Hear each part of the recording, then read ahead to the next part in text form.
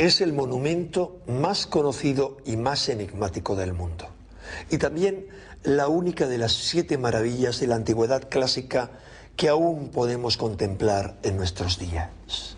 Pese a ello, la Gran Pirámide de Gizá conserva intactos, aún hoy, sus más profundos misterios.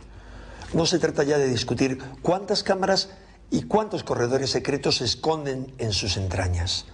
Tampoco me estoy refiriendo a la tecnología excepcional que se utilizó en la construcción de esta compleja mole pétrea.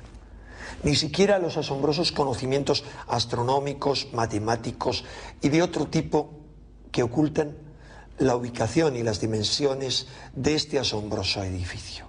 La pregunta fundamental que la Gran Pirámide nos plantea es otra muy diferente. ¿Cuál fue la verdadera finalidad de esta fascinante construcción que ha aguantado completamente indemne el paso de al menos 5 milenios? Porque los egiptólogos y los historiadores afirman que la Gran Pirámide fue construida por Keops hace casi 5.000 años.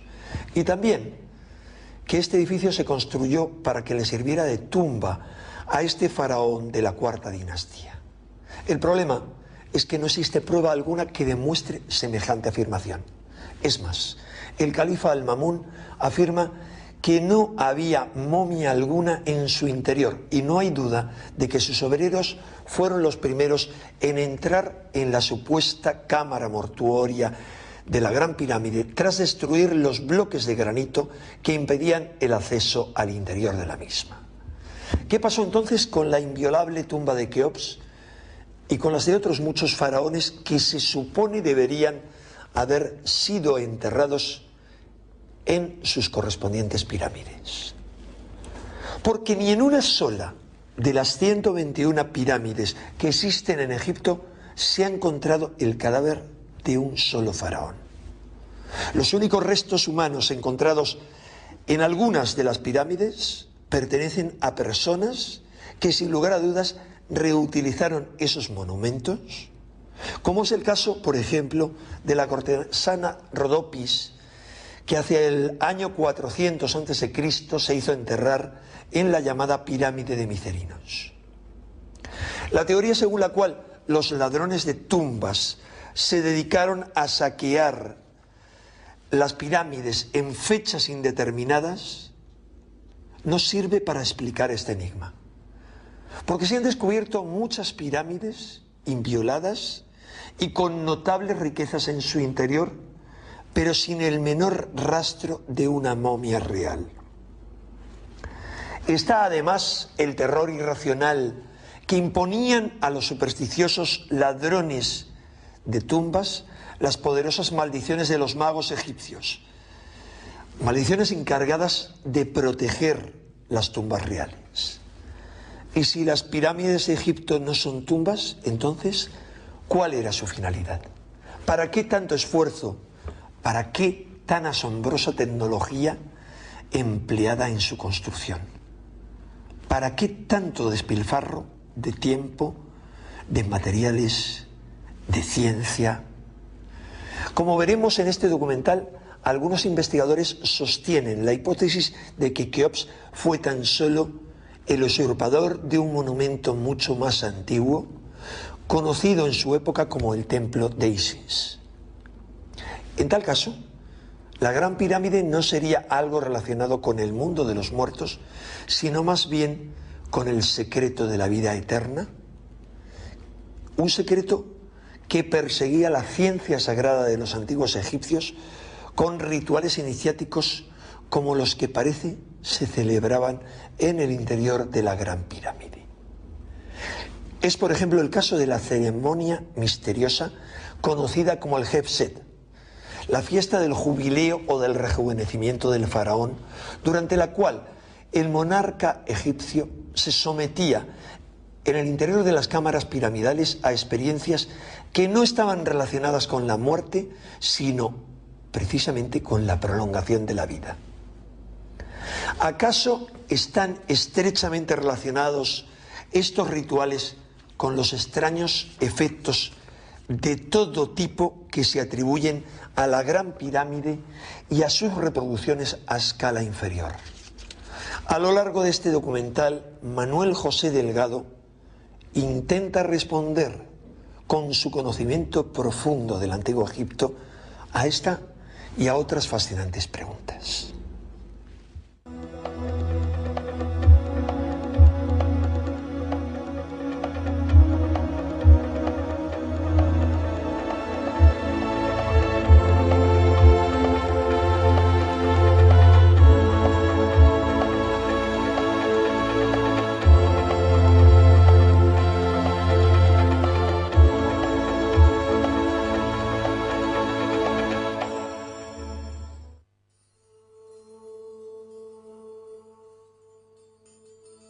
Aquí están, desde siempre.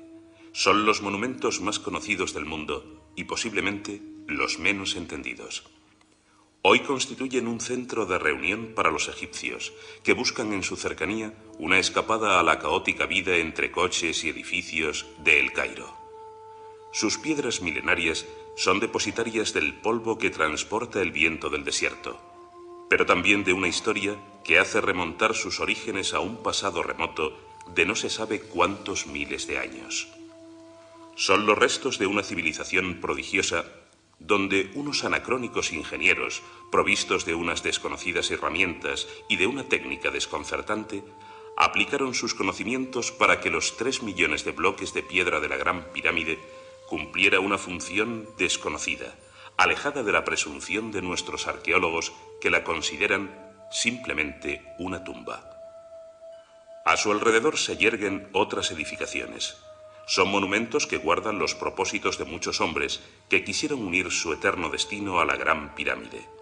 Tumbas, mastabas, centros ceremoniales, lugares de culto privados o familiares, donde se realizaban rituales solitarios o multitudinarios relacionados con la vida y con la muerte y con la vida, en una comunicación entre lo terrestre y lo celeste, porque consideraban que igual que arriba es abajo, y que desde la meseta de Giza, las estrellas, morada de los dioses y de sus almas de ultratumba, estaban mucho más cercanas. Las pirámides nunca fueron tumbas. Hoy estoy absolutamente convencido porque he pasado ya 32 años investigándolas, probando efectos que tienen que ver más con la vida, absolutamente que ver con la vida, con la armonía del universo, con la creación, no con la muerte.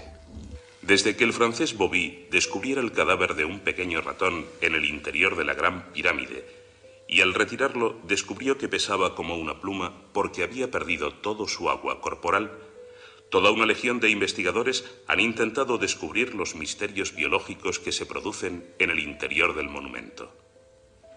Resultaba coincidente que las pirámides promovieran el fenómeno de la liofilización, donde todas las materias orgánicas pierden sus líquidos, evitando con ello la putrefacción precisamente en el país donde las momias alcanzaron el mayor grado de perfección. Aparentemente no existía la menor duda de la relación directa existente entre las pirámides y los cadáveres. Sin embargo, en ninguna de ellas apareció momia alguna. Los violadores de tumbas parecían ser los responsables de tal ausencia de cadáveres en las cámaras sepulcrales, hasta que en el año 1956 el arqueólogo egipcio Zacarías Goneim descubrió los sellos intactos de la entrada a la pirámide de Sekhemkhet, en Saqqara, faraón de la sexta dinastía. Sobre el supuesto sarcófago, un ramo de flores indicaba la emoción depositada por los familiares del difunto. A su alrededor, joyas de oro certificaban que el lugar no había sido profanado por los ladrones. Pero la sorpresa dejó atónitos a los presentes cuando, tras desplazar la tapa del sarcófago, su interior se encontraba absolutamente vacío. Los efectos son muy prácticos. En el sentido terapéutico es donde más se están utilizando. En Cuba existen en este momento más de 100 médicos. El pionero principal en esto de piramidoterapia es el doctor Ulises Sosa Salinas. Su libro está gratuito, se puede bajar de una web, es cuestión de buscar. En Cuba hay más de 100 médicos Esta eminencia que es el doctor Ulises Sosa Salina ya está creando escuela en otros países, en Bélgica, en Holanda, en Alemania, en Rusia, a pesar de las oposiciones que hay por muchos intereses económicos y académicos. Igual los médicos siguen haciendo lo suyo. Esto ya es imparable. Ya hay miles de personas que duermen en pirámides. La documentación histórica referente a la Gran Pirámide nos indica que fueron las tropas del califa Al-Mamun los primeros en entrar tras socavar una mina de 36 metros de larga. Desde allí encontraron la subida por el canal ascendente para llegar a la Gran Galería, la obra magna de la ingeniería pétrea mundial, el camino majestuoso que les llevaría a cumplir sus sueños de gloria y a llenar sus bolsillos con todo tipo de riquezas materiales. El constructor del monumento, que había esclavizado a su pueblo para levantar 3 millones de bloques de piedra, debía haber sido enterrado con tesoros inimaginables. Los árabes recorrieron esos últimos metros presos de la ansiedad de ser protagonistas de la historia, de ser los primeros en miles de años en encontrar el cadáver de un monarca egipcio. Tras romper los tapones de granito que salvaguardaban el paso a la cámara del rey, su sarcófago, el único elemento decorativo de tan desnudo interior, se encontraba relleno tan solo de aire milenario. Las momias parecían jugar al escondite precisamente en el lugar donde debían encontrarse. De lo que no se percataron los árabes, y lo que es peor, ni siquiera nuestros arqueólogos modernos, es que la obra no podía ser fruto de las pobres herramientas que poseemos de la cuarta dinastía. A nadie se le pasó por la cabeza valorar cómo tan solo con herramientas de cobre y sin conocer la rueda o la polea pudieron erigir un monumento que ocupa una superficie de 53.000 metros cuadrados y que su altura se corresponde con la de un edificio de 50 pisos. Y que además la tecnología empleada supone el uso de instrumentos ópticos de medida y de un manejo de la topografía, de la agrimensura, de la trigonometría y de incluso el conocimiento astronómico de las medidas, el peso y la distancia de los planetas de nuestro sistema solar en sus órbitas alrededor del Sol. Todos los bloques de pasadizos y cámaras estaban unidos en íntimo contacto para que nada que se produjera en su interior saliera afuera, para que todo lo de fuera no penetrara en su interior. ¿Por qué tenía que ser la pirámide hermética? Ni arquitectos, ni constructores, ni ingenieros, ni físicos, ni geobiólogos pueden aceptar ni comprender los porqués de estas teorías que todavía se siguen enseñando respecto a las pirámides como tumbas. Son absolutamente absurdas. Es una obra de ingeniería y una obra de ingeniería no puede ser entendida sin el auxilio de físicos, de ingenieros. Yo creo que el grave problema que tiene la arqueología es que los arqueólogos se creen que lo saben todo y que sus descubrimientos, el hecho de ser los primeros en alcanzar una cámara o un pasadizo o un descubrimiento, lo que sea, les da derecho a decir lo que es. Y eso es un grave error. Es una ciencia que no se basa en la multidisciplinaridad que debería para poder comprender estas cosas. La Gran Pirámide poseía elementos constructivos alejados de las otras pirámides egipcias, como la que estamos viendo, la pirámide de Unas. Pero todas estas pistas que apuntaban a que la tumba fuera algo más que un simple amontonamiento de bloques nunca fueron tenidos en cuenta. Pero los bloques de piedra, tan pulcramente cincelados y colocados con precisión milimétrica, no pasaron desapercibidos para ingenieros y arquitectos, que sospecharon que los propósitos de la pirámide eran muy distintos a los que los historiadores proponían. Una de las maravillas más extraordinarias de la pirámide, que creo que ha sido una de las alegrías más grandes que he tenido en la vida, fue cuando con el doctor Roberto Balmaceda, Herminio Sánchez Gómez y Herminio Valdés se descubrió que la pirámide es una representación a macroescala de la molécula de agua. Ahí está uno de los misterios más extraordinarios ya resueltos. 2 años después de este descubrimiento lo hizo público el premio Nobel Linus Pauling. Esto para nosotros representó no sabíamos muchas cosas hasta unos años después, pero representó el hecho de decir, bueno, para que los egipcios hubieran hecho la pirámide exactamente con estas medidas, con estas proporciones, deberían haber tenido microscopio de barrido electrónico, deberían haber tenido, o como nosotros, una cámara de medición de neutrinos por conteo de pasaje magnético, o sea, una tecnología muy sofisticada, o deberían haber tenido unos conocimientos matemáticos tan trascendentes como los de Herminio Valdés, que fue el matemático auxiliar del equipo, quien realmente hizo el descubrimiento, porque los físicos no entendían un fenómeno porque no les cuadraba matemáticamente. Bueno, pues el matemático fue el que se dio cuenta que había una anomalía y que posiblemente la estructura del agua no sería un H2O, sino 5H2O. Estamos en el interior de la mastaba de la reina Merisán, esposa del faraón Kefren, hipotético constructor de la segunda pirámide de Giza. En todas las paredes que constituyen el recinto, apreciamos los restos de su cultura. Tallas humanas de tamaño natural, jeroglíficos que atestiguan sus quehaceres cotidianos, escenas que relatan los sentimientos de aquellos personajes de hace casi 5000 años. ¿Alguien tiene la menor duda de que tanto la tumba como sus paredes fueron realizadas por egipcios de la cuarta dinastía? Claro que no. Entonces, ¿por qué la tumba de su esposo, que vivió en la misma cultura, no tiene un solo jeroglífico o representación?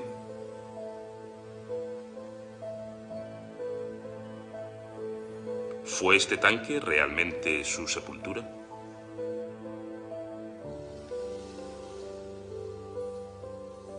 Cada H2O es un monómero, una protomolécula. Esto desde ya terminó de voltear en mi concepción de los egipcios la idea de las pirámides como tumbas y de que los egipcios hubieran podido hacerlas. Pero aquí tenemos otro paso, que es la realización, la construcción. Y la construcción de la pirámide presenta tantas cosas que no son factibles sin una altísima tecnología. A tal punto que hoy en día nuestra tecnología es capaz de medir, tiene instrumentos de precisión suficiente como para medir, pero no tenemos instrumentos como para realizar con esas medidas. Entonces, pues absolutamente descartada la posibilidad de que las pirámides las hayan hecho los egipcios o que hayan sido tumbas, menos que menos. Cuesta trabajo imaginarse una comitiva fúnebre deambulando por corredores de 1,17 m de altura en los rituales de exequias del faraón. Resulta impensable reconocer, como afirma la egiptología, que el tamaño de los pasadizos fuera tan bajo para evitar que los terremotos resquebrajasen la estructura del monumento, porque ya dejaron demostrado los constructores que pudieron hacer la gran galería con más de 8 metros de altura y ha aguantado impasible el paso del tiempo. Se desconoce la finalidad práctica de canales como el Pozo, desconocidos por los turistas y olvidados por los arqueólogos, pues son incapaces de ofrecer una respuesta coherente que explique su existencia. Como tampoco les preocupan esas otras cámaras que explican como motivos arquitectónicos para que el peso de la pirámide no hundiera la cámara del rey, sin preguntarse las que harían falta para que la gran galería, con sus 47 metros de largo, debería tener para su protección, como si el peso solo afectase a una cámara y no al resto del interior de la pirámide.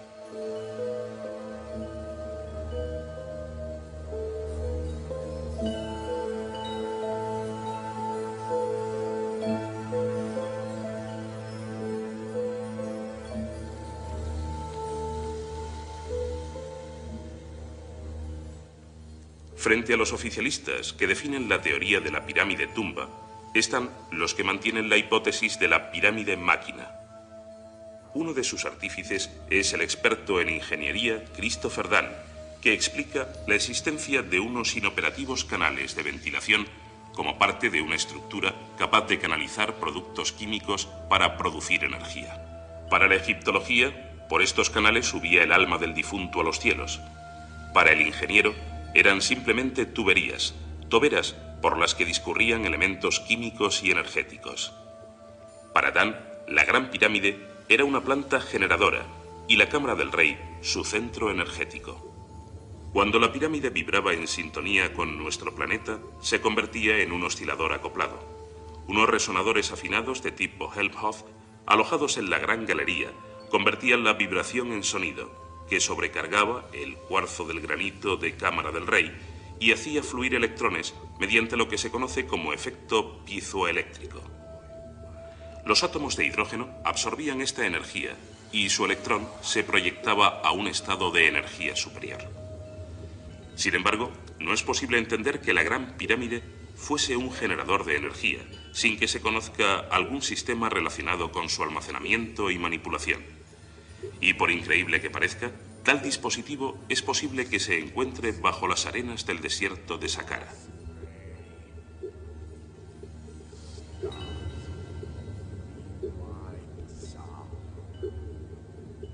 Un cartel así lo atestigua. El Serapeum es un recinto que empezó a construirse en la dinastía XVIII y finalizó en época tolemaica, por lo que la obra duró cerca de 1400 años.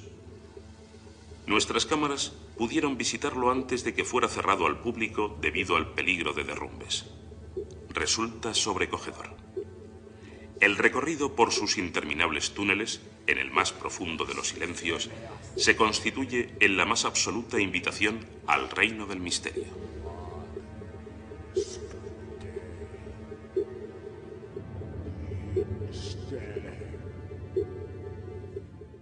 En uno de sus pasillos se encuentra un impresionante sarcófago de granito que nunca llegó a colocarse en la bóveda que tenía asignada. Quién sabe los cientos de kilómetros que debió recorrer para quedarse tan solo a pocos metros de su destino. También se desconoce la función a la que fue destinado, pues aunque la arqueología supone que los 24 sarcófagos allí depositados tenían como misión el enterramiento de las momias de los bueyes Apis, lo cierto es que no se han encontrado restos de dichos animales. La excavación de los túneles y las criptas debieron proporcionar una cantidad de escombros que solo se hubiera podido transportar con 8000 de nuestros modernos camiones.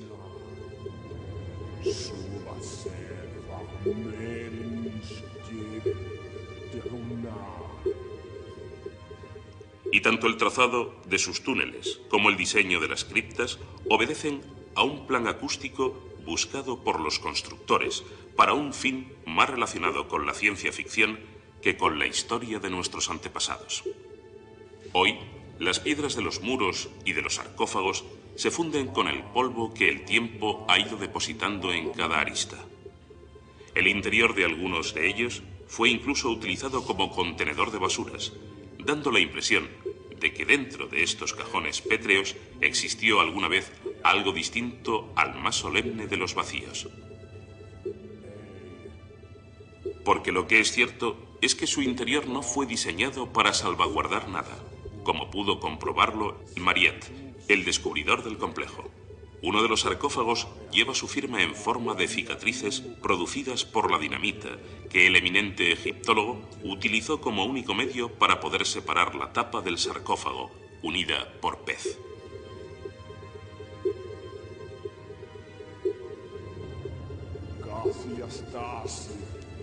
De los 24 portentosos tanques de granito y basalto que se alojan en el Serapeum, solo este está decorado con jeroglíficos, realizados en época tolemaica.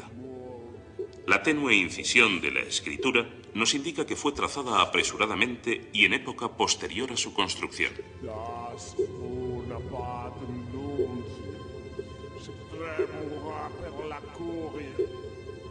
Esta técnica de inscripción no se corresponde tecnológicamente con la elaboración de unos monstruos de piedra, realizada con unas sierras que rebanaron sus aristas como si fuera mantequilla. Por el contrario, los jeroglíficos están horadados por la percusión de un diminuto cincel.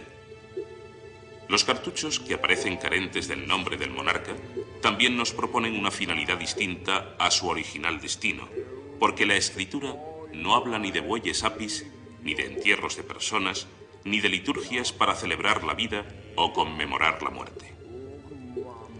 Nadie sabe desde cuándo están estos sarcófagos aquí.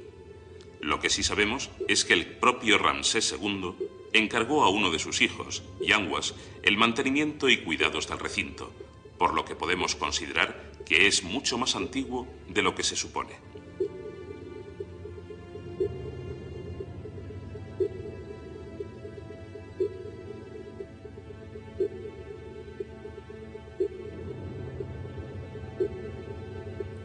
Son los sarcófagos más grandes del mundo. Algunos se elevan del suelo más de 3 metros. Los más grandes llegan a medir 4 metros de largo por 2,5 de ancho, con un peso de 70 toneladas de piedra.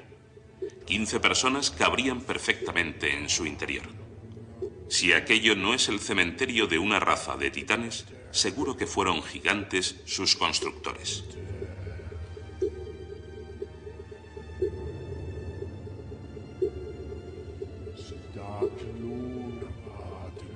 Un examen del corte y del pulimento interior de los tanques indica que fueron pulidos con una precisión óptica, de tal forma que sus superficies parecen espejos y en su reflejo no aparece la más mínima imperfección.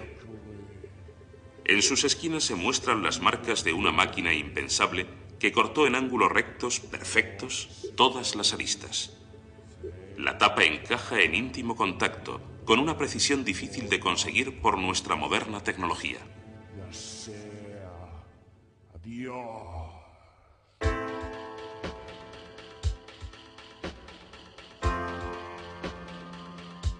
Y aún aguardan sorpresas mucho más comprometedoras. En las superficies exteriores se aprecian cortes en la piedra un tanto irregulares.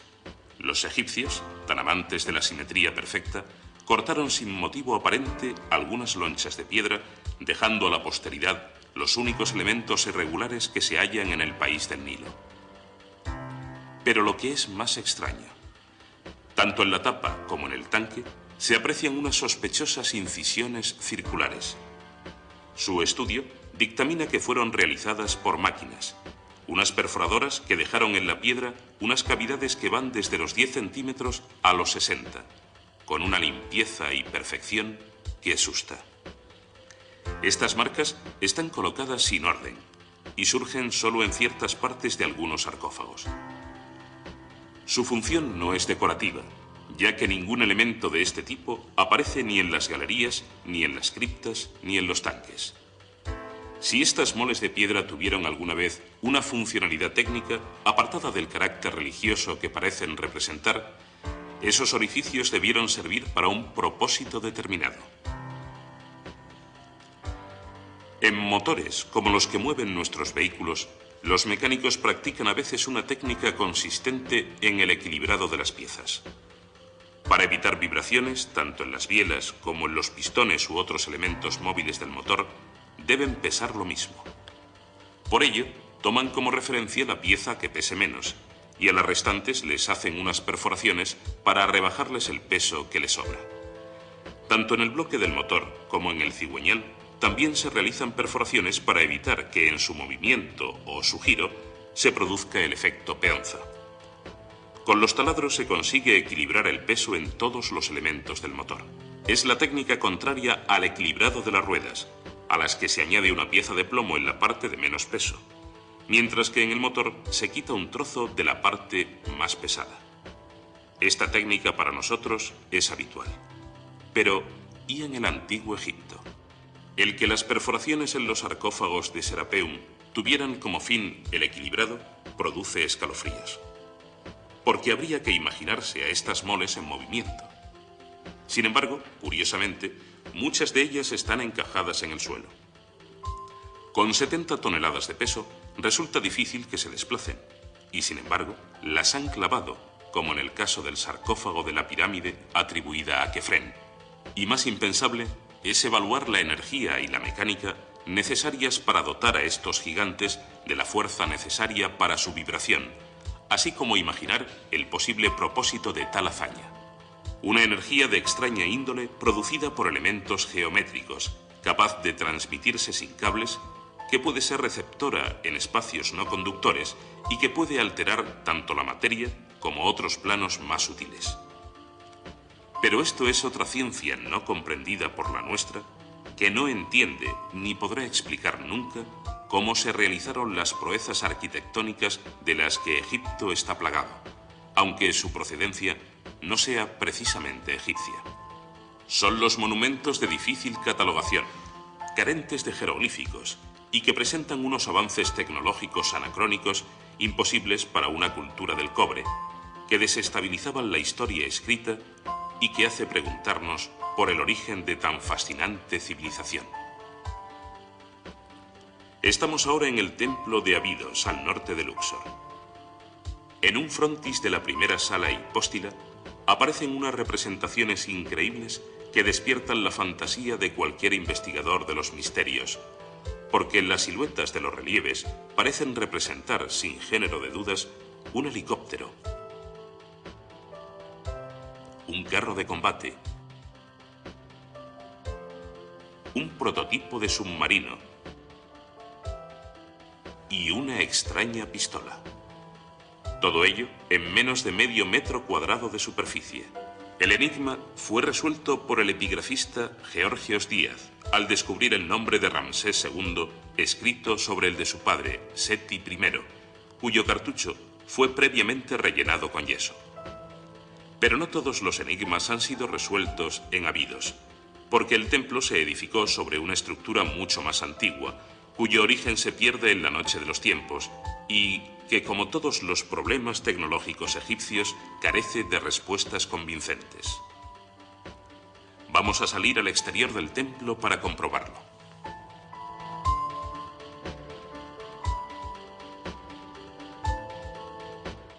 El Osirión de Abidos es, según la religión egipcia, el lugar donde fue enterrada la cabeza de Osiris después de su desmembramiento por parte de su hermano Set, que repartió las 14 partes de su cuerpo a lo largo del Nilo.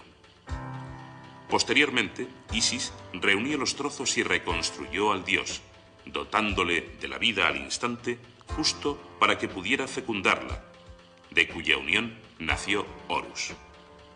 Según esta simbología, estamos ante un templo primigenio, tan antiguo como los mismos dioses que protagonizaron la historia. Un templo espectacular precisamente por su sobriedad, porque carece de atributos faraónicos, porque no tiene inscripciones, relieves y jeroglíficos, porque está construido con bloques de 60 toneladas de peso, pulidos con calidad óptica, y porque entre la junta de los bloques podemos adivinar una técnica constructiva que no es egipcia. Un enigma mayor aparece en el subsuelo.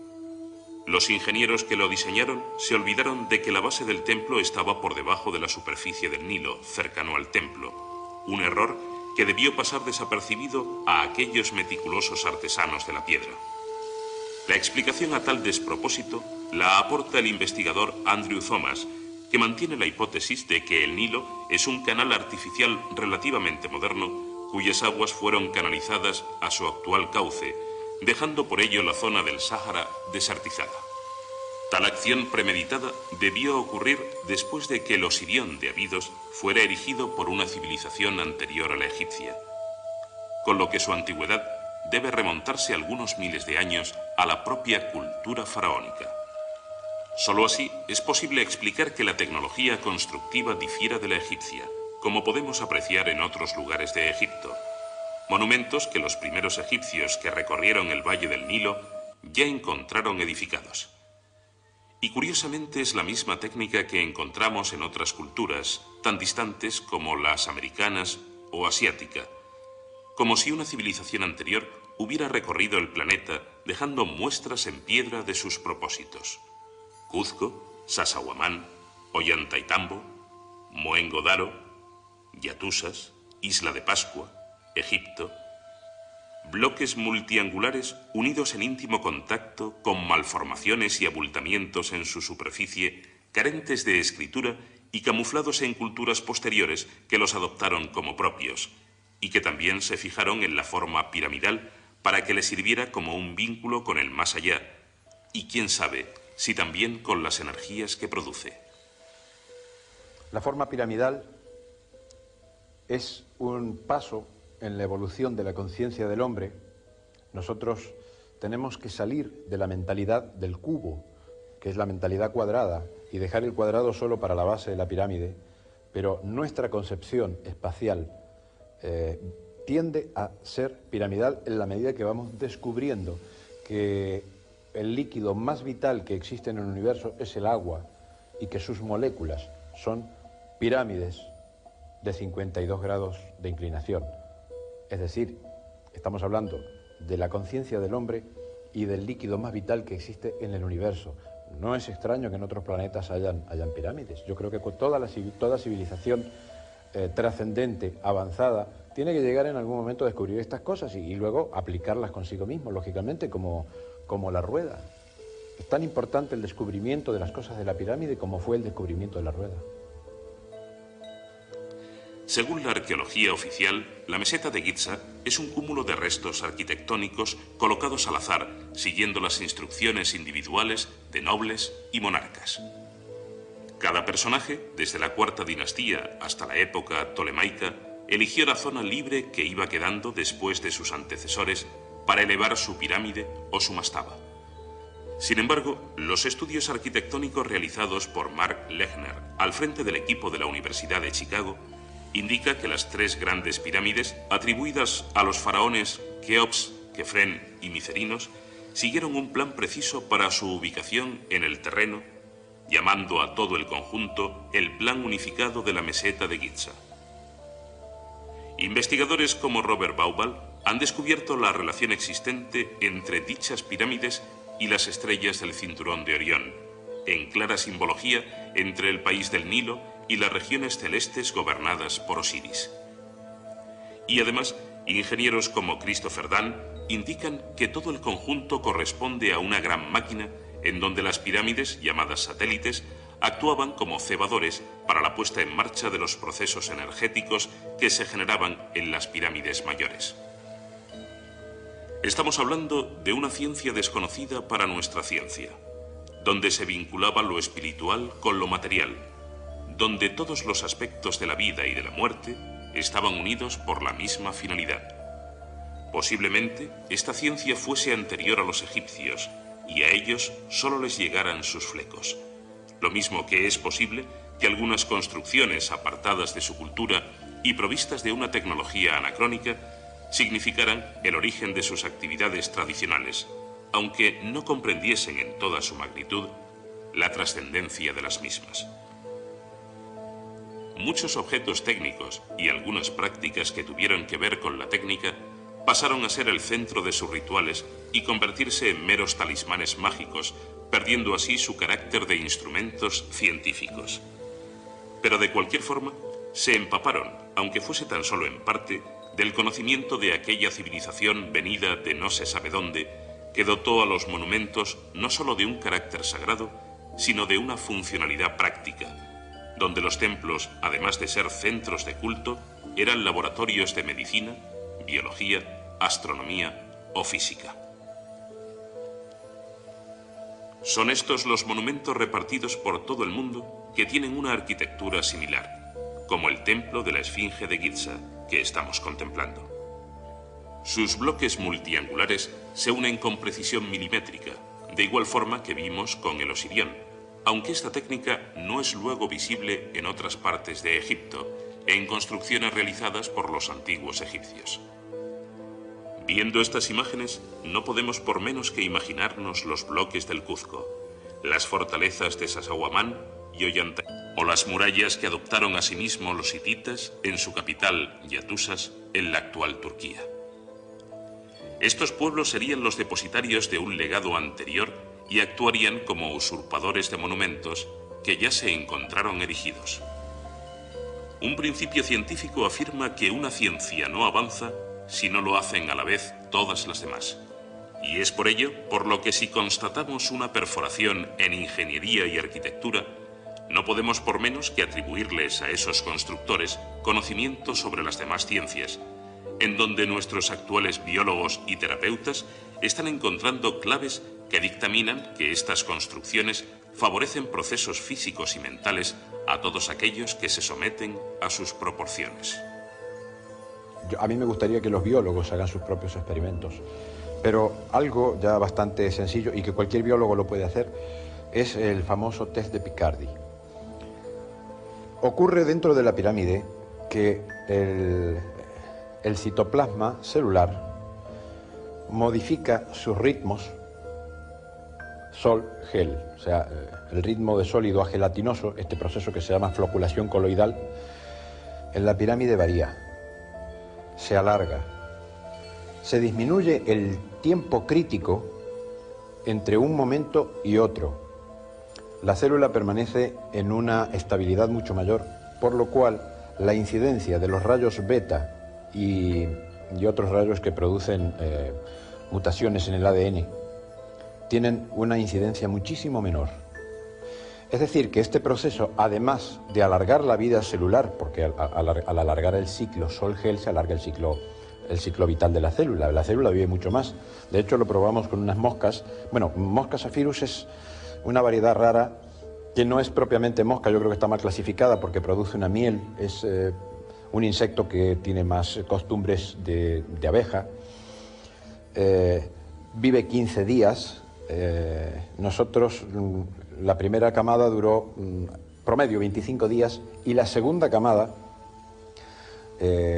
algunos 29 días y creo que una llegó a 30 días. Luego ya no continuamos el experimento, pero veíamos una progresión en base a la cual un simple insecto, pues que tiene unos ritmos muy concretos de desarrollo y de vitalidad, pues llegó a duplicarlo. Si eso lo extrapolamos al ser humano, pues tendríamos que vivir 200 años. En contra de la hipótesis de la pirámide tumba, tenemos otros argumentos que pueden demostrar que en los complejos piramidales se hacían ceremonias más cercanas a la vida que a la muerte. Por ejemplo, en el complejo piramidal del faraón Zoser en Saqqara nos encontramos con lo que se llama el patio del Hebset. La arqueología dice que esta fiesta del jubileo o esta fiesta del rejuvenecimiento del faraón tenía como motivo que el monarca podía demostrar a su pueblo que todavía era joven, que todavía tenía vigor para dirigir los designios del país. Pero realmente tenían que ver las ceremonias, las liturgias o los procesos que allí existían con que los faraones tuvieran una longevidad mucho más larga que el índice de vida normal del pueblo. Pues creemos que sí.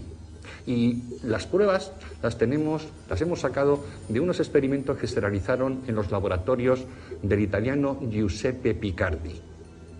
Allí, utilizando unas probetas que contenían cloruro de bismuto, que es una especie de agua a la que se añade un poquito de anís con lo que se enturbia, el profesor lo que hacía era medir la precipitación de los coloides. Los coloides son varias sustancias líquidas que se mezclan y la precipitación coloidal precisamente consiste en la separación de estas sustancias. Por ejemplo, la leche es un coloide. Si la dejamos reposar, arriba se nos queda la nata, que es la parte más liviana, y abajo se nos quedaría el agua, que es la parte más pesada. Pues bien, lo que hacía el profesor Giuseppe Picardi era poner una batería de probetas y medir a lo largo de muchísimos años cuál era la precipitación de los coloides a lo largo de todos los días de un año. Con esto pudo descubrir varias cosas. Por ejemplo, los 11 años, el ciclo de 11 años de las manchas solares y también los ciclos biológicos de 3 años y medio y de 7 años, en lo que por supuesto todos los seres humanos nos encontramos inmersos. Pues bien, estas probetas, cuando fueron introducidas en algunas formas geométricas, como puede ser una semiesfera, como puede ser un cubo, y también, por supuesto, lo que es una pirámide, la precipitación de los coloides variaba.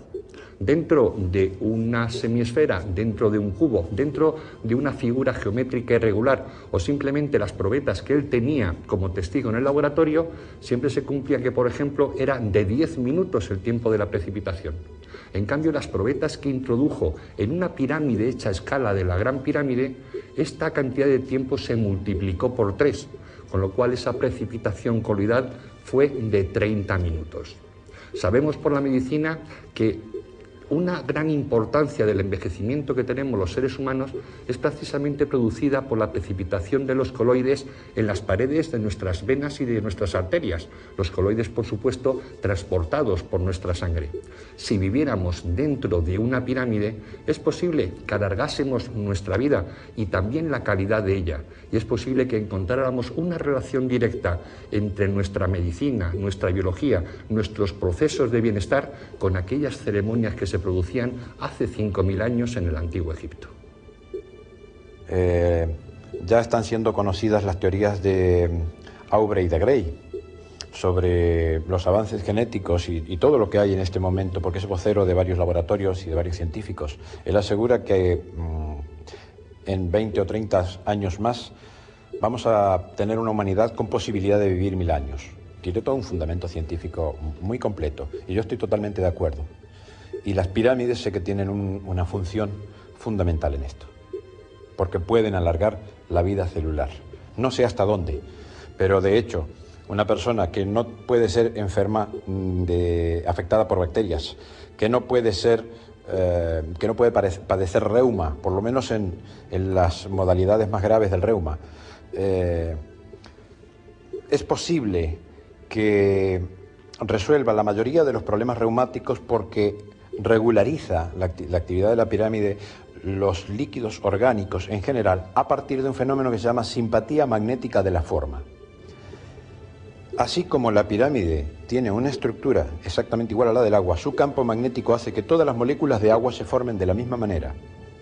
Los radicales libres y todos los monómeros de agua que no se acomodan correctamente con un equilibrio de tensiones dentro de la molécula son excluidos. Entonces, el agua se vuelve más solvente, por lo cual funcionamos mucho mejor orgánicamente, y menos oxidante. Además, todos los oxidantes que hay en la atmósfera pues son eliminados por el campo magnético piramidal. Entonces, bueno, pues tenemos una serie de efectos físicos muy bien conocidos. Como he dicho, algunos se pueden probar en forma casera, otros necesitan un pequeño laboratorio, otros ya requieren aparaterío más complejo. Pero todos estos beneficios y todos estos efectos son efectos físicos, ya no hay misterio en muchas de las cosas. Todos los tipos de reuma se pueden curar en la pirámide. Yo mismo no digo que fue lo que me definió como investigador piramidal o lo que me impulsó absolutamente, porque ya tenía el bichito científico muy metido y la obsesión científica de saber por qué las pirámides. Pero sí, una cosa que me dio mucho aliciente fue que en el año 1908, principios del 84, comencé a tener problemas de reuma. Y un médico me dijo que me preparara psicológicamente porque con las condiciones que tenía, las perspectivas mías eran de vivir en una silla de ruedas. Nunca llegué a usarlas, porque me sometí a un tratamiento piramidal conmigo mismo, como ya lo había hecho con abejas, lo había hecho con plantas, lo había hecho con gatos lastimados. A los gatos no les gustan mucho las pirámides, pero cuando están lastimados se quedan porque se curan más rápido. Pues yo probé conmigo mismo que es un elemento antirreumático. No sé si todas las etiologías del reuma, pero por lo menos la que yo padecía sí era bastante importante. Artrosis deformante. Entonces, pues esto me dio un aliciente más y ya, bueno, invertí toda mi vida, mis recursos materiales, intelectuales, mi tiempo, en fin, pues aposté por ello porque sabía que esto tarde o temprano tenía que tener un futuro. No lo pensaba para mí, pero sí para la humanidad. Es que la pirámide es algo realmente trascendente. No resulta extraño suponer a la Gran Pirámide propiedades terapéuticas, ya que las que se realizan a escala, con unas dimensiones mucho menores, están dando resultados positivos para la curación de algunas dolencias y conseguir el equilibrio físico y psíquico. También tenemos la enorme ventaja de que es bacteriostática, es decir, dentro de la pirámide no se pudre nada. Entonces, las bacterias saprófitas o parásitas, que son generalmente, las bacterias saprófitas son también parásitas, como en la pirámide no se pudre nada, pues estas bacterias, que son las infecciosas, no tienen posibilidad de desarrollarse. En cambio, las bacterias simbióticas, que son las nuestras, son las que forman parte de nuestra flora intestinal, no tienen ningún problema, porque ellas realizan una descomposición ordenada, una digestión, que no es lo mismo que putrefacción. Es decir, los beneficios más concretos que conocemos ahora es que los líquidos orgánicos no se corrompen, es decir, tienden a reestructurarse. Algunos de las etiologías reumáticas, para la medicina, entre comillas, causa desconocida, es que los líquidos, el líquido sinovial, por ejemplo, se descompone, tiene estructuras mal formadas, entonces pues se produce de más o aumenta su volumen y una serie de problemas que en la pirámide eso tiende a regularizarse. No es que vamos a entrar en una pirámide y vamos a salir videntes o clarividentes ni cosas por el estilo. Sí es cierto, porque lo hemos comprobado con mucha gente, que hay una catarsis, hay una tendencia a la purificación. Ahora, a la purificación emocional sobre todo. Ahora, yo no sé si esto se debe a una función magnética, si se debe a una función orgánica, digamos, a un resultado de los fenómenos físicos o a la predisposición que esa persona ya tiene. Tengamos en cuenta que la pirámide es un arquetipo y es un arquetipo trascendente. De hecho, la persona que quiere dormir en una pirámide pues ya está revelando en sí misma una necesidad de trascendencia. Entonces, pues se concatenan dos causas: el beneficio físico para poder realizar ese desarrollo y la potencialidad innata de la persona. Aunque se puede a una planta darle amor, y esto se sabe que una planta bien tratada también percibe emocionalmente, es decir, hay un mundo psíquico, hay un plano psíquico, aunque el materialismo cartesiano a ultranza no lo considere. Pero no obstante, no es posible, cuando uno hace experimentos, influir, sugestionar a la planta. Y la planta evidentemente responde. ¿Sí? Además, las causas físicas están claras. En los animales tampoco es posible sugestionarlos. Ya mucho más difícil que el fenómeno que se puede lograr con una planta de relación emocional o cosa por el estilo. Con los animales se han hecho muchísimas curaciones. Yo, de hecho, he trabajado únicamente con los gatos porque no soporto animales enjaulados, y entonces muy poquitos experimentos hemos hecho con animales y cuidándolos muy bien. Pero con los gatos sí. Y los gatos, aunque a la mayoría no les gusta estar dentro de la pirámide, se ve que el tipo de energía electronegativa no les va. Sin embargo, cuando están lastimados se quedan. Entonces, claro, al gato no lo podemos sugestionar para nada, es el animal más independiente que existe. La Sociedad Cubana de Investigaciones Agropecuarias ha desarrollado un trabajo a lo largo de un par de años. Han trabajado con distintos cereales, han hecho dos clases de experimentos.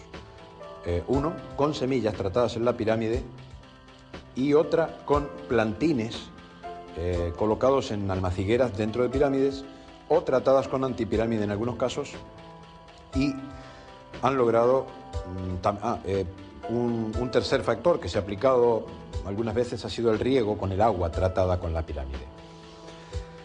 Pues han conseguido en algunas especies rondando el 7% en promedio de aumento del tamaño y de la producción.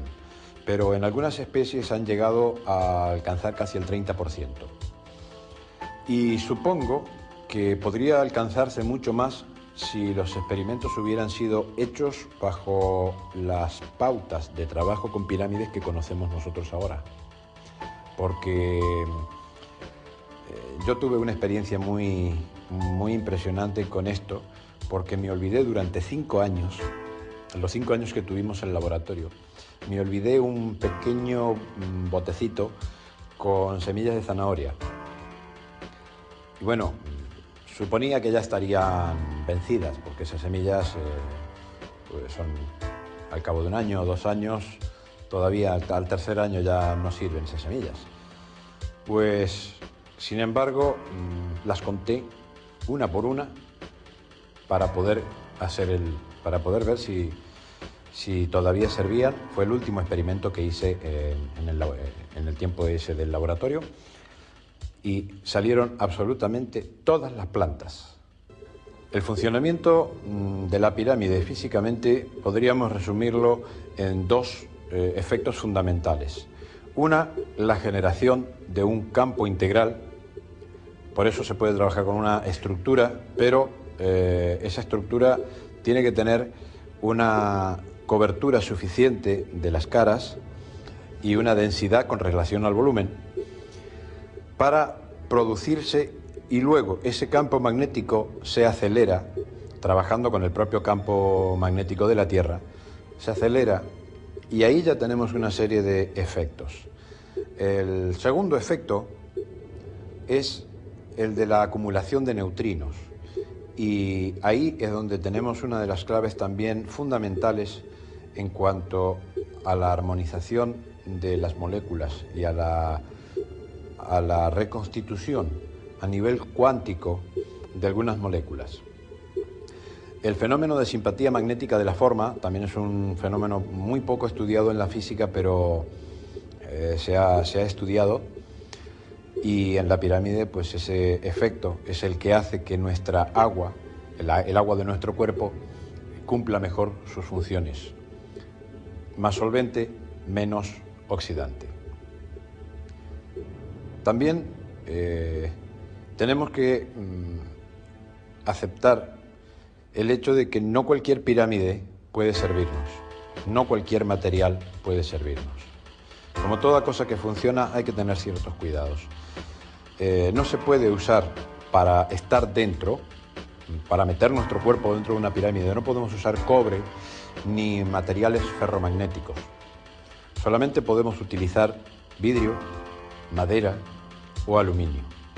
Bueno, plásticos también, pero el aluminio es el mejor material, no solamente el único metal que por razones prácticas funcionan muy bien, sino que es el mejor elemento para lograr los efectos piramidales. El estudio de las pirámides y de sus propiedades constituye la dedicación de los modernos piramidólogos, que separan la forma arquitectónica de la cultura en que se desarrolló para estudiar científicamente el comportamiento energético que produce en los elementos orgánicos afectados por las mismas. El punto donde se produce, o a partir del cual se producen todos los fenómenos y donde se expande el campo magnético de la pirámide, está a 1/3 de la altura, es decir, entre el primer y segundo tercio de la altura, en el centro. Ese es el punto donde se forma una especie de vacío cuántico. No vamos a decir un vacío cuántico real, normal, pero sí una tendencia al vacío cuántico, es decir, una falta de tensiones, donde los neutrinos empiezan a dar vuelta, se incluyen en el campo magnético y la tensión en ese punto es una tensión que tiende al cero. Esto a lo mejor es un punto infinitesimal, pero evidentemente genera un campo que luego se pueden ver en imágenes que hay disponibles. Ese centro, ese vórtice, se expande y tiene una actividad preciosa en sus resultados. Las aristas y las caras, es decir, la cantidad de superficie que tiene que cubrir la arista para que funcione es una cantidad de X, es un porcentaje del total de la superficie, entonces ya funciona. Por lo tanto, esas pirámides que venden de hilo no sirven. Si en cambio se usa latón o hierro, pues la superficie que necesita es menor para funcionar y producir el campo magnético integral. Pero claro, los efectos no son los mismos que con los materiales paramagnéticos como el aluminio. Es decir, el material paramagnético es el material óptimo para la pirámide. Madera, vidrio, cartón, plástico, aluminio. Los jóvenes arqueólogos van a tener que producir esa revolución de conciencia y trabajar con otras disciplinas, o directamente la arqueología será una ciencia a desaparecer, una especie en extinción por su propia fosilización. Tengo ya unos trabajos hechos, una pequeña investigación, en la que trato que justamente donde tenemos el perfeccionamiento de la molécula de agua, se relaciona absolutamente con el carbono. Entonces, la relación agua-carbono es la relación perfecta de la vida.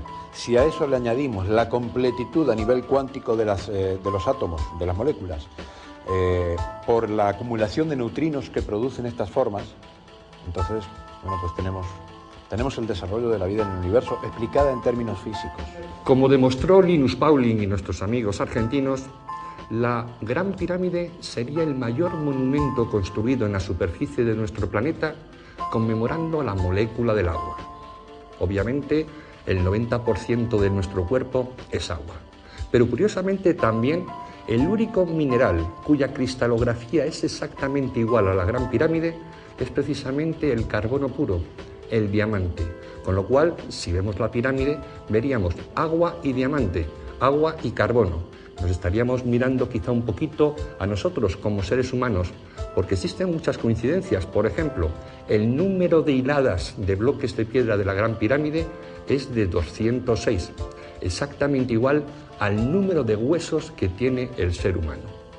Esto no es solamente pura simbología, porque tenemos que la altura de la pirámide, puesta con 9 ceros detrás, nos da exactamente la distancia de la Tierra al Sol. El peso de la pirámide, con 9 ceros detrás, nos da exactamente el peso de nuestro planeta. Y la circunferencia, el perímetro de la base de la Gran Pirámide, con 9 ceros detrás, nos da exactamente la elíptica que hace la Tierra alrededor del Sol durante un año. Si miramos la Gran Pirámide, estamos viendo a un hombre, pero también estamos viendo la relación de nuestro sistema solar. La Gran Pirámide lo que nos está diciendo es que lo que es arriba es abajo, lo que es el universo es también el hombre. Y quizá buscando en la Gran Pirámide podemos encontrar la esencia más profunda del ser humano, precisamente dentro de nosotros mismos.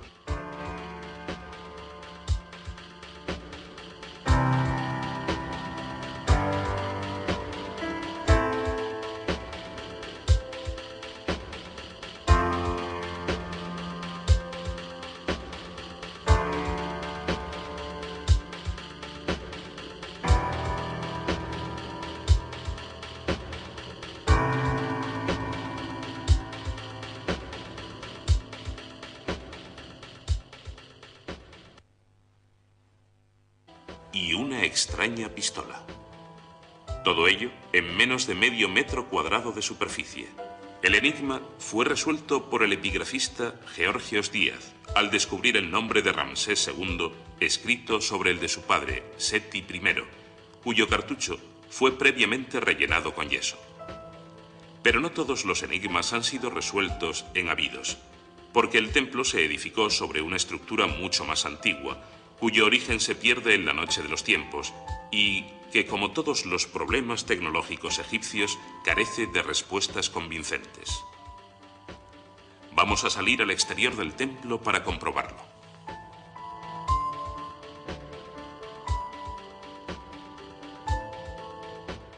El Osirión de Abidos es, según la religión egipcia, el lugar donde fue enterrada la cabeza de Osiris después de su desmembramiento por parte de su hermano Set, que repartió las 14 partes de su cuerpo a lo largo del Nilo. Posteriormente, Isis reunió los trozos y reconstruyó al dios, dotándole de la vida al instante, justo para que pudiera fecundarla, de cuya unión nació Horus. Según esta simbología, estamos ante un templo primigenio, tan antiguo como los mismos dioses que protagonizaron la historia. Un templo espectacular precisamente por su sobriedad, porque carece de atributos faraónicos, porque no tiene inscripciones, relieves y jeroglíficos, porque está construido con bloques de 60 toneladas de peso, pulidos con calidad óptica, y porque entre la junta de los bloques podemos adivinar una técnica constructiva que no es egipcia. Un enigma mayor aparece en el subsuelo. Los ingenieros que lo diseñaron se olvidaron de que la base del templo estaba por debajo de la superficie del Nilo, cercano al templo, un error que debió pasar desapercibido a aquellos meticulosos artesanos de la piedra. La explicación a tal despropósito la aporta el investigador Andrew Thomas, que mantiene la hipótesis de que el Nilo es un canal artificial relativamente moderno, cuyas aguas fueron canalizadas a su actual cauce, dejando por ello la zona del Sáhara desertizada. Tal acción premeditada debió ocurrir después de que el Osirión de Abidos fuera erigido por una civilización anterior a la egipcia, con lo que su antigüedad debe remontarse algunos miles de años a la propia cultura faraónica. Solo así es posible explicar que la tecnología constructiva difiera de la egipcia, como podemos apreciar en otros lugares de Egipto. Monumentos que los primeros egipcios que recorrieron el valle del Nilo ya encontraron edificados. Y curiosamente es la misma técnica que encontramos en otras culturas, tan distantes como las americanas o asiáticas. El punto donde se produce, o a partir del cual se producen todos los fenómenos y donde se expande el campo magnético de la pirámide, está a 1/3 de la altura, es decir, entre el primer y segundo tercio de la altura, en el centro. Ese es el punto donde se forma una especie de vacío cuántico. No vamos a decir un vacío cuántico real, normal, pero sí una tendencia al vacío cuántico, es decir, una falta de tensiones, donde los neutrinos empiezan a dar vuelta, se incluyen en el campo magnético y la tensión en ese punto es una tensión que tiende al cero. Esto a lo mejor es un punto infinitesimal, pero evidentemente genera un campo que luego se pueden ver en imágenes que hay disponibles. Ese centro, ese vórtice, se expande y tiene una actividad preciosa en sus resultados. Las aristas y las caras, es decir, la cantidad de superficie que tiene que cubrir la arista para que funcione es una cantidad de X, es un porcentaje del total de la superficie, entonces ya funciona. Por lo tanto, esas pirámides que venden de hilo no sirven. Si en cambio se usa latón o hierro, pues la superficie que necesita es menor para funcionar y producir el campo magnético integral. Pero claro, los efectos no son los mismos que con los materiales paramagnéticos como el aluminio. Es decir, el material paramagnético es el material óptimo para la pirámide. Madera, vidrio, cartón, plástico, aluminio. Los jóvenes arqueólogos van a tener que producir esa revolución de conciencia y trabajar con otras disciplinas, o directamente la arqueología será una ciencia a desaparecer, una especie en extinción por su propia fosilización.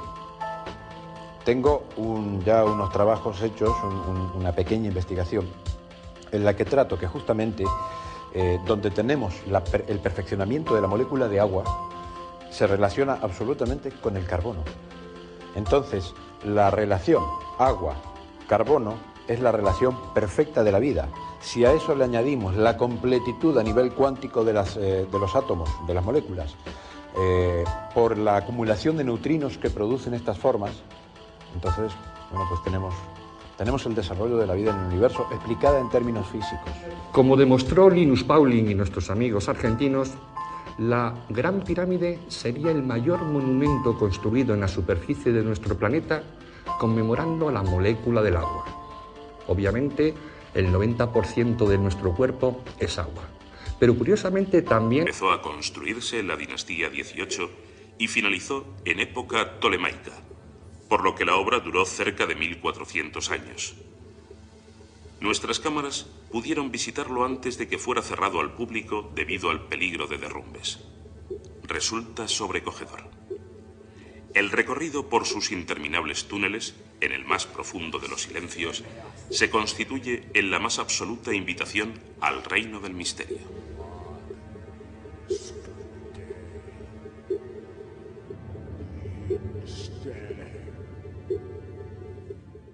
En uno de sus pasillos se encuentra un impresionante sarcófago de granito que nunca llegó a colocarse en la bóveda que tenía asignada. Quién sabe los cientos de kilómetros que debió recorrer para quedarse tan solo a pocos metros de su destino. También se desconoce la función a la que fue destinado, pues aunque la arqueología supone que los 24 sarcófagos allí depositados tenían como misión el enterramiento de las momias de los bueyes apis, lo cierto es que no se han encontrado restos de dichos animales.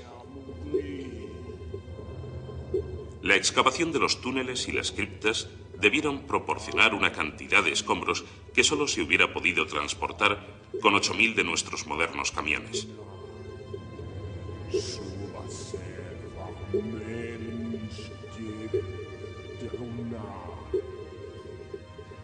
Y tanto el trazado de sus túneles como el diseño de las criptas obedecen a un plan acústico buscado por los constructores para un fin más relacionado con la ciencia ficción que con la historia de nuestros antepasados. Hoy, las piedras de los muros y de los sarcófagos se funden con el polvo que el tiempo ha ido depositando en cada arista. El interior de algunos de ellos fue incluso utilizado como contenedor de basuras, dando la impresión de que dentro de estos cajones pétreos existió alguna vez algo distinto al más solemne de los vacíos. Porque lo que es cierto es que su interior no fue diseñado para salvaguardar nada, como pudo comprobarlo Mariette, el descubridor del complejo. Uno de los sarcófagos lleva su firma en forma de cicatrices producidas por la dinamita que el eminente egiptólogo utilizó como único medio para poder separar la tapa del sarcófago, unida por pez.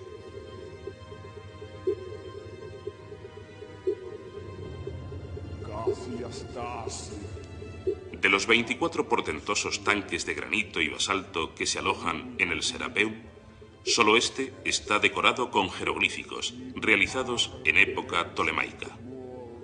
La tenue incisión de la escritura nos indica que fue trazada... Ese es el punto donde se forma una especie de vacío cuántico.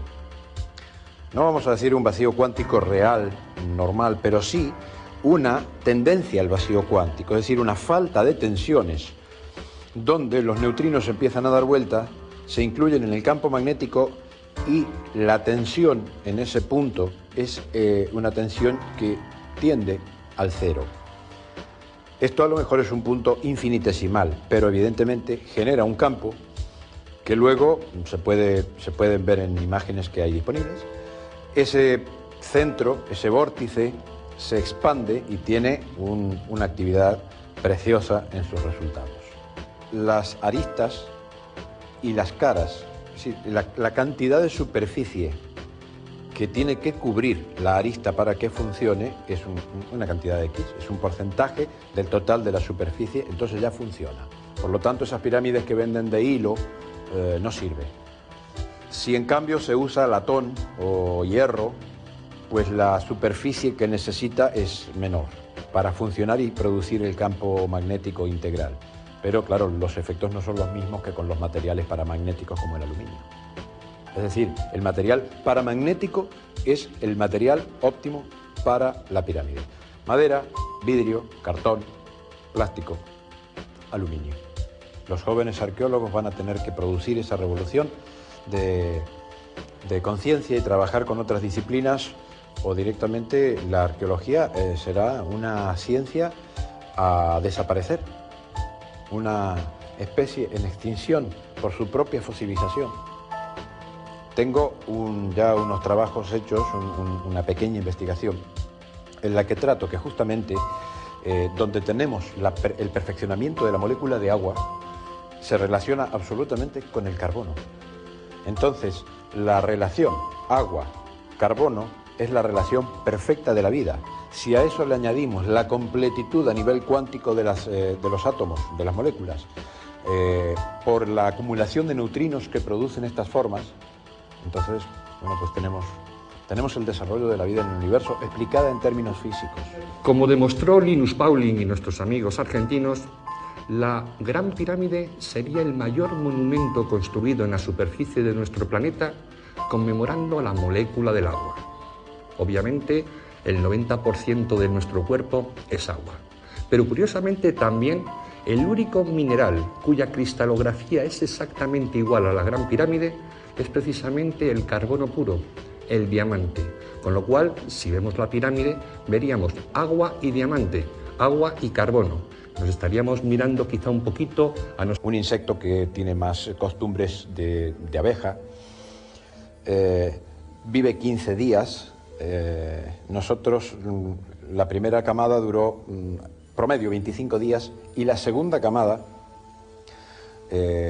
algunos 29 días y creo que una llegó a 30 días. Luego ya no continuamos el experimento, pero veíamos una progresión en base a la cual un simple insecto, pues, que tiene unos ritmos muy concretos de desarrollo y de vitalidad, pues llegó a duplicarlo. Si eso lo extrapolamos al ser humano, pues tendríamos que vivir 200 años.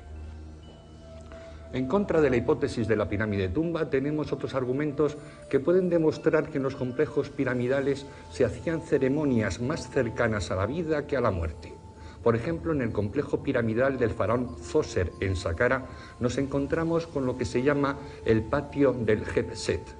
La arqueología dice que esta fiesta del jubileo o esta fiesta del rejuvenecimiento del faraón tenía como motivo que el monarca podía demostrar a su pueblo que todavía era joven, que todavía tenía vigor para dirigir los designios del país. Pero realmente tenían que ver las ceremonias, las liturgias o los procesos que allí existían con que los faraones tuvieran una longevidad mucho más larga que el índice de vida normal del pueblo. Pues creemos que sí. Y las pruebas las hemos sacado de unos experimentos que se realizaron en los laboratorios del italiano Giuseppe Picardi.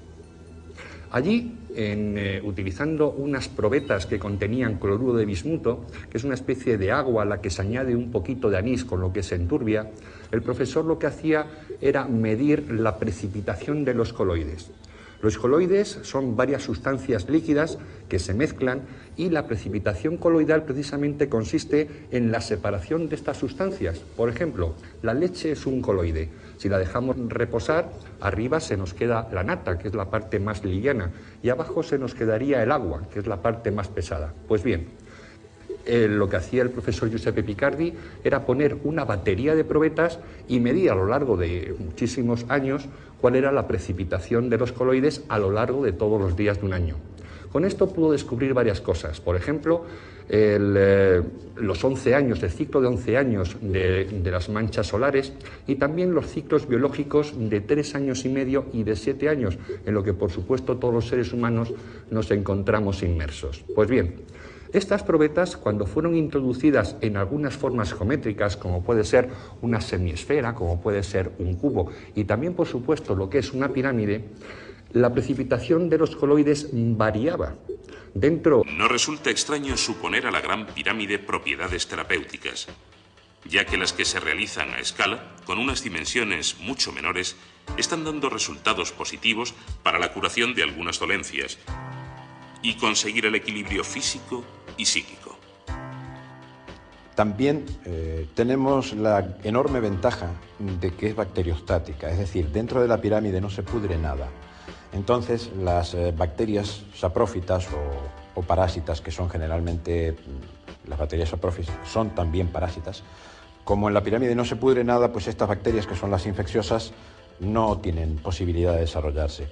En cambio, las bacterias simbióticas, que son las nuestras, son las que forman parte de nuestra flora intestinal, no tienen ningún problema, porque ellas realizan una descomposición ordenada, una digestión, que no es lo mismo que putrefacción. Es decir, los beneficios más concretos que conocemos ahora es que los líquidos orgánicos no se corrompen, es decir, tienden a reestructurarse. Algunos de las etiologías reumáticas, para la medicina, entre comillas, causa desconocida, es que los líquidos, el líquido sinovial, por ejemplo, se descompone, tiene estructuras mal formadas, entonces pues se produce de más o aumenta su volumen y una serie de problemas que en la pirámide eso tiende a regularizarse. No es que vamos a entrar en una pirámide y vamos a salir videntes o clarividentes ni cosa por el estilo. Sí es cierto, porque lo hemos comprobado con mucha gente, que hay una catarsis, hay una tendencia a la purificación. Ahora, a la purificación emocional sobre todo. Ahora, yo no sé si esto se debe a una función magnética, si se debe a una función orgánica, digamos, a un resultado de los fenómenos físicos o a la predisposición que esa persona ya tiene. Tengamos en cuenta que la pirámide es un arquetipo y es un arquetipo trascendente. De hecho, la persona que quiere dormir en una pirámide pues ya está revelando en sí misma una necesidad de trascendencia. Entonces, pues se concatenan dos causas, el beneficio físico para poder realizar ese desarrollo y la potencialidad innata de la persona. Aunque se puede a una planta darle amor, y esto se sabe que una planta bien tratada también percibe emocionalmente, es decir, hay un mundo psíquico, hay un plano psíquico, aunque el materialismo cartesiano a ultranza no lo considere. Pero no obstante, no es posible, cuando uno hace experimentos, influir, sugestionar a la planta. Y la planta evidentemente responde. ¿Sí? Además, las causas físicas están claras. Pueden aceptar ni comprender los porqués de estas teorías que todavía se siguen enseñando respecto a las pirámides como tumbas. Son absolutamente absurdas. Es una obra de ingeniería, y una obra de ingeniería no puede ser entendida sin el auxilio de físicos, de ingenieros. Yo creo que el grave problema que tiene la arqueología es que los arqueólogos se creen que lo saben todo, y que sus descubrimientos, el hecho de ser los primeros en alcanzar una cámara o un pasadizo o un descubrimiento, lo que sea, les da derecho a decir lo que es. Y eso es un grave error. Es una ciencia que no se basa en la multidisciplinaridad que debería para poder comprender estas cosas.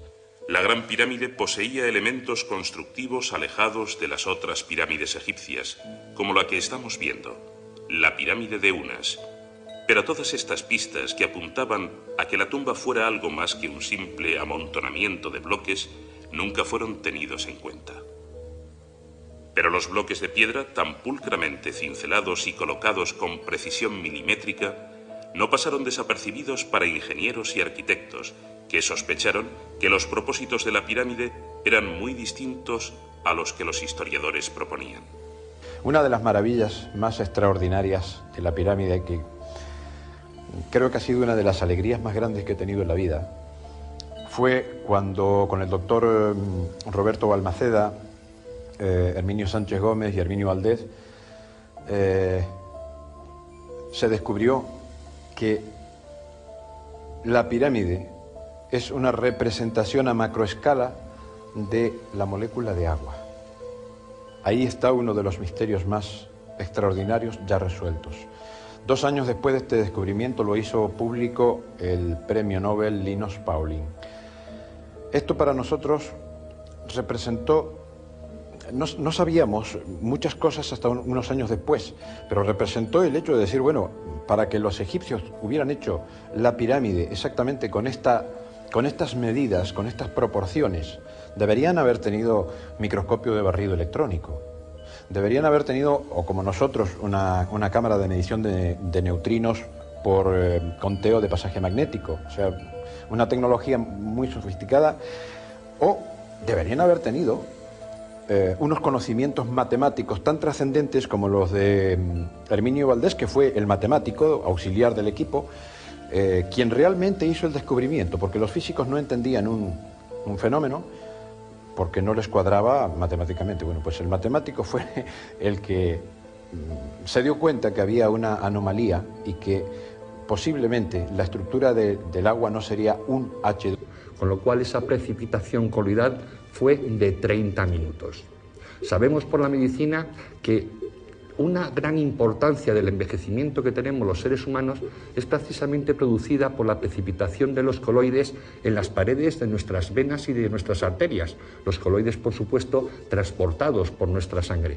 Si viviéramos dentro de una pirámide, es posible que alargásemos nuestra vida y también la calidad de ella. Y es posible que encontráramos una relación directa entre nuestra medicina, nuestra biología, nuestros procesos de bienestar con aquellas ceremonias que se producían hace 5.000 años en el Antiguo Egipto. Ya están siendo conocidas las teorías de Aubrey de Grey sobre los avances genéticos y todo lo que hay en este momento, porque es vocero de varios laboratorios y de varios científicos. Él asegura que en 20 o 30 años más vamos a tener una humanidad con posibilidad de vivir 1000 años. Tiene todo un fundamento científico muy completo y yo estoy totalmente de acuerdo.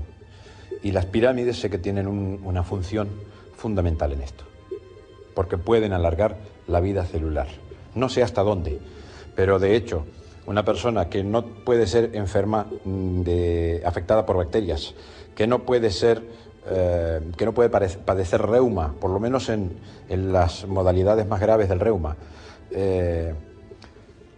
es posible que resuelva la mayoría de los problemas reumáticos porque regulariza la actividad de la pirámide, los líquidos orgánicos en general, a partir de un fenómeno que se llama simpatía magnética de la forma.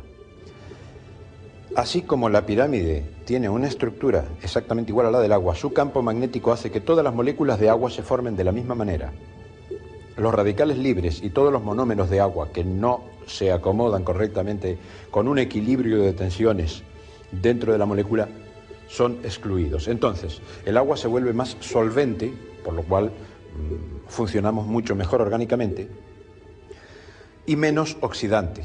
Además, todos los oxidantes que hay en la atmósfera pues son eliminados por el campo magnético piramidal. Entonces, bueno, pues tenemos una serie de efectos físicos muy bien conocidos. Como he dicho, algunos se pueden probar en forma casera, otros necesitan un pequeño laboratorio, otros ya requieren aparaterío más complejo. Pero todos estos beneficios y todos estos efectos son efectos físicos, ya no hay misterio en muchas de las cosas.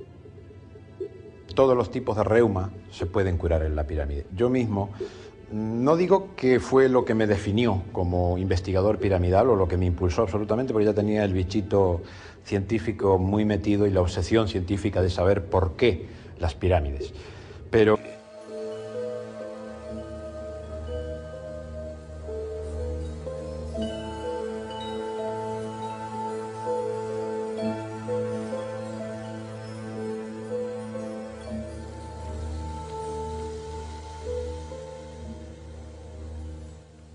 frente a los oficialistas que definen la teoría de la pirámide tumba, están los que mantienen la hipótesis de la pirámide máquina.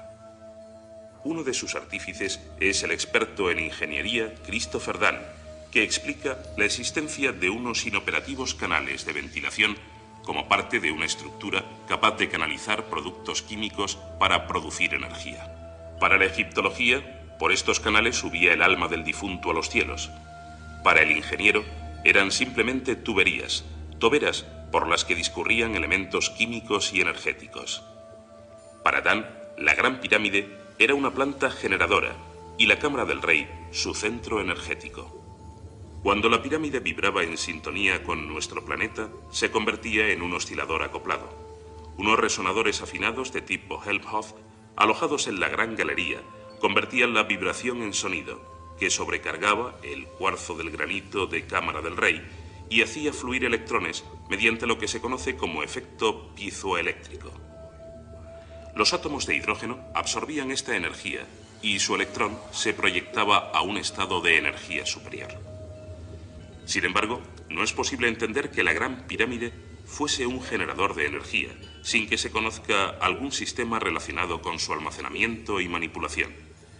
Y por increíble que parezca, tal dispositivo es posible que se encuentre bajo las arenas del desierto de Saqqara.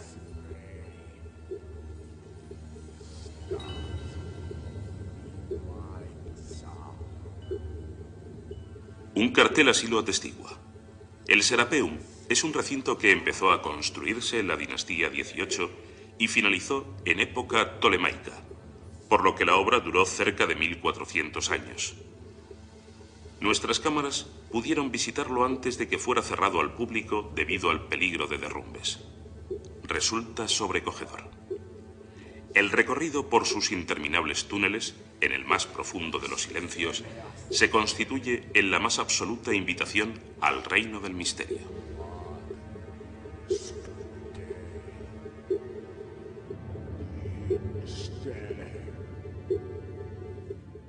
En uno de sus pasillos se encuentra un impresionante sarcófago de granito que nunca llegó a colocarse en la bóveda que tenía asignada.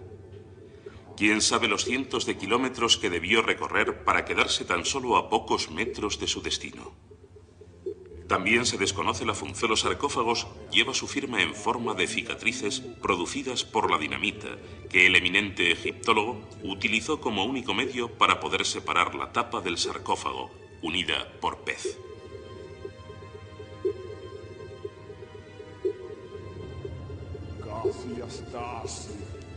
De los 24 portentosos tanques de granito y basalto que se alojan en el Serapeum, solo este está decorado con jeroglíficos, realizados en época tolemaica. La tenue incisión de la escritura nos indica que fue trazada apresuradamente y en época posterior a su construcción.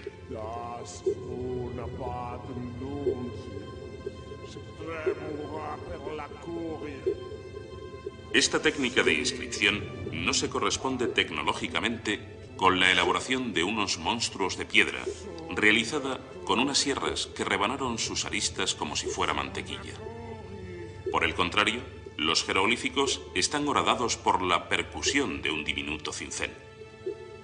Los cartuchos, que aparecen carentes del nombre del monarca, también nos proponen una finalidad distinta a su original destino, porque la escritura no habla ni de bueyes apis, ni de entierros de personas, ni de liturgias para celebrar la vida o conmemorar la muerte.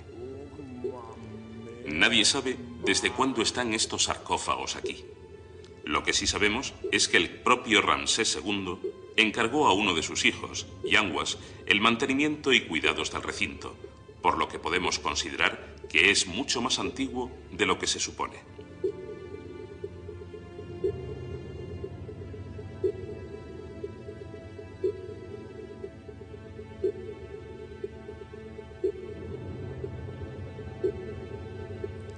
Son los sarcófagos más grandes del mundo. Algunos se elevan del suelo más de 3 metros. Los más grandes llegan a medir 4 metros de largo por 2,5 de ancho, con un peso de 70 toneladas de piedra. 15 personas cabrían perfectamente en su interior. Si aquello no es el cementerio de una raza de titanes, seguro que fueron gigantes sus constructores.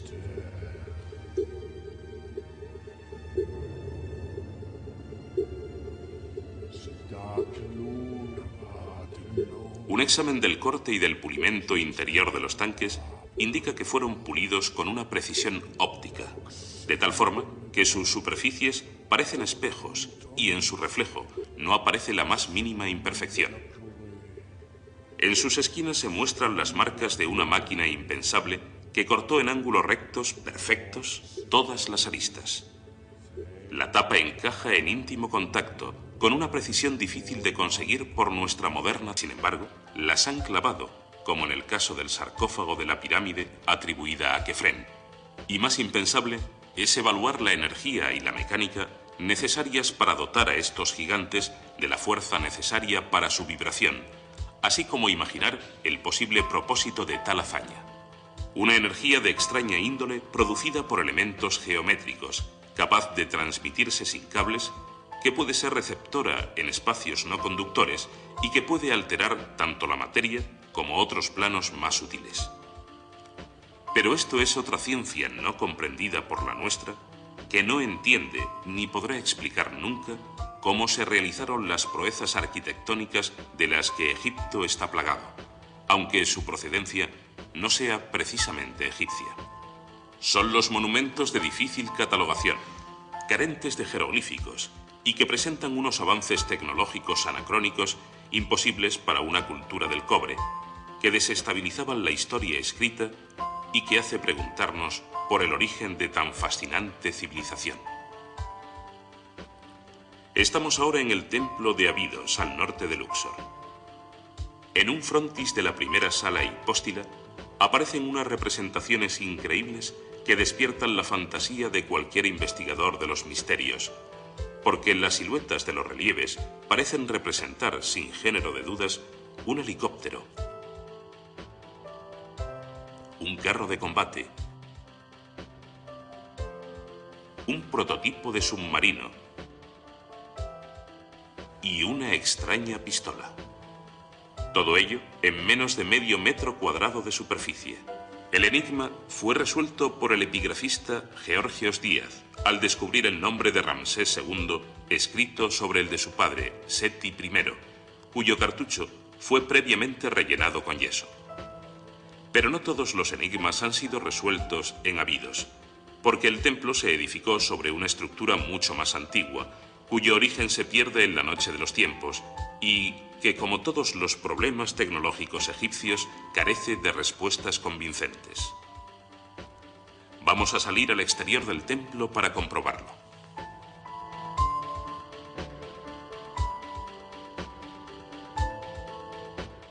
El Osirión de Abidos es, según la religión egipcia, el lugar donde fue enterrada la cabeza de Osiris después de su desmembramiento por parte de su hermano Set, que repartió las 14 partes de su cuerpo a lo largo del Nilo. Posteriormente, Isis reunió los trozos y reconstruyó al dios, dotándole de la vida al instante, justo para que pudiera fecundarla, de cuya unión nació Horus. Según estas...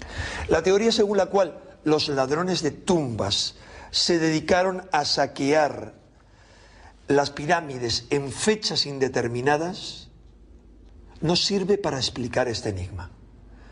Porque se han descubierto muchas pirámides invioladas y con notables riquezas en su interior, pero sin el menor rastro de una momia real. Está además el terror irracional que imponían a los supersticiosos ladrones de tumbas las poderosas maldiciones de los magos egipcios. Maldiciones encargadas de proteger las tumbas reales. Y si las pirámides de Egipto no son tumbas, entonces, ¿cuál era su finalidad? ¿Para qué tanto esfuerzo?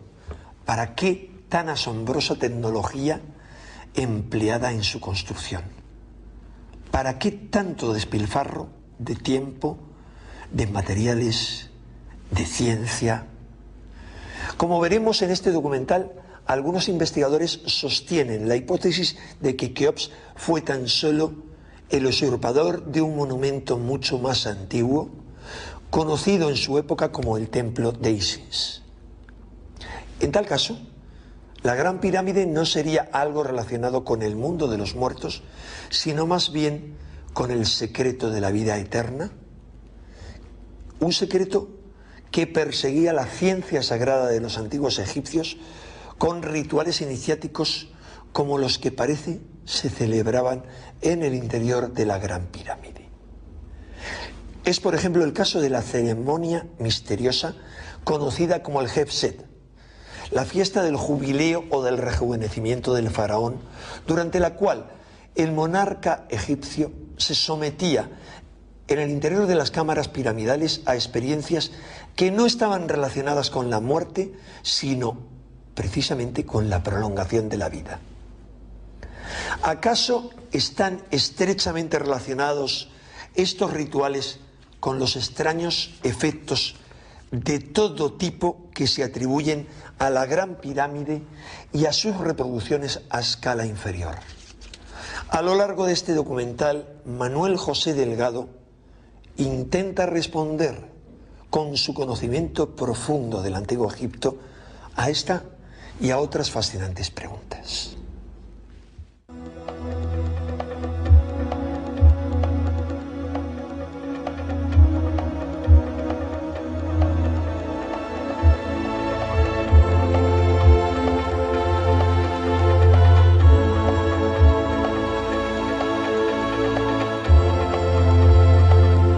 Investigador piramidal, o lo que me impulsó absolutamente, porque ya tenía el bichito científico muy metido y la obsesión científica de saber por qué las pirámides. Pero sí, una cosa que me dio mucho aliciente fue que en el año 1908, principios de los 84, comencé a tener problemas de reuma. Y un médico me dijo que me preparara psicológicamente porque con las condiciones que tenía, las perspectivas mías eran de vivir en una silla de ruedas. Nunca llegué a usarlas, porque me sometí a un tratamiento piramidal conmigo mismo, como ya lo había hecho con abejas, lo había hecho con plantas, lo había hecho con gatos lastimados. A los gatos no les gustan mucho las pirámides, pero cuando están lastimados se quedan, porque se curan más rápido.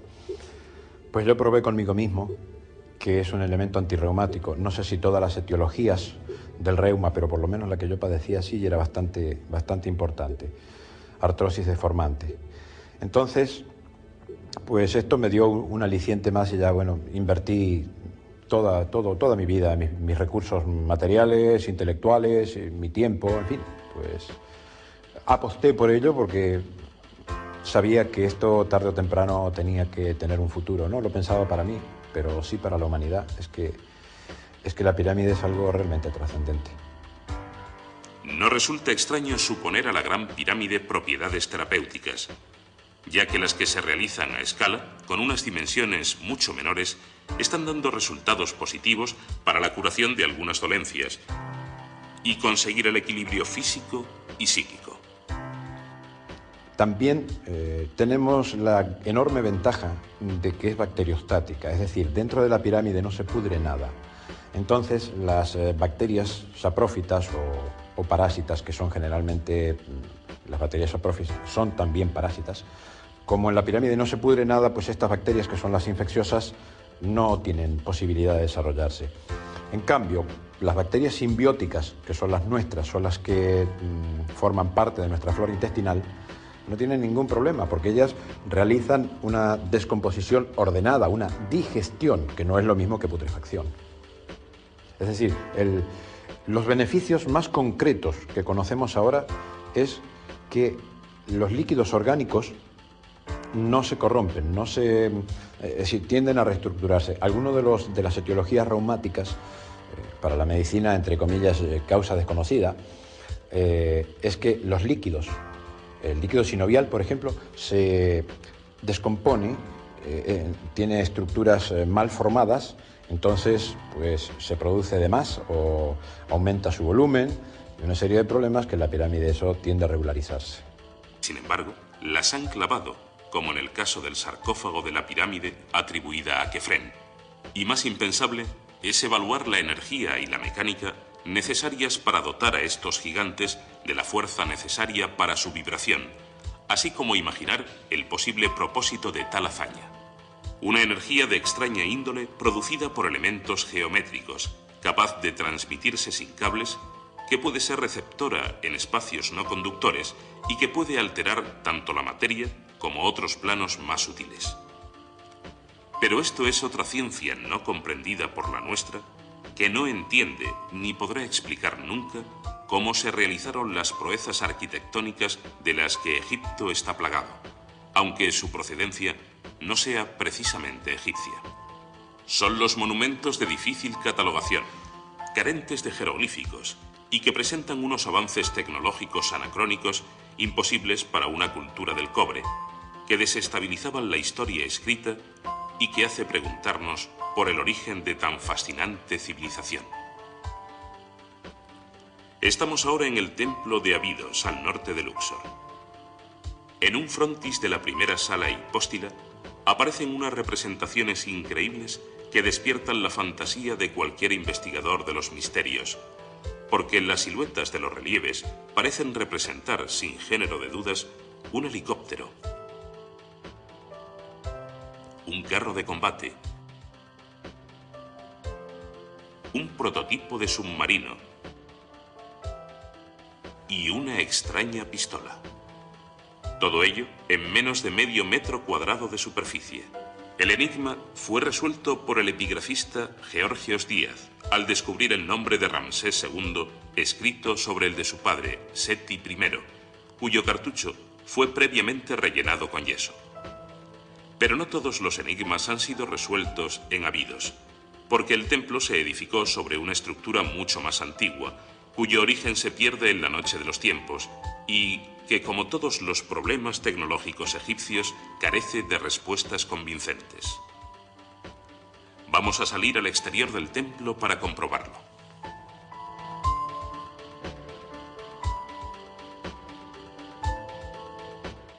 El Osirión de Abidos es, según la religión egipcia, el lugar donde fue enterrada la cabeza de Osiris después de su desmembramiento por parte de su hermano Set, que repartió las 14 partes de su cuerpo a lo largo del Nilo.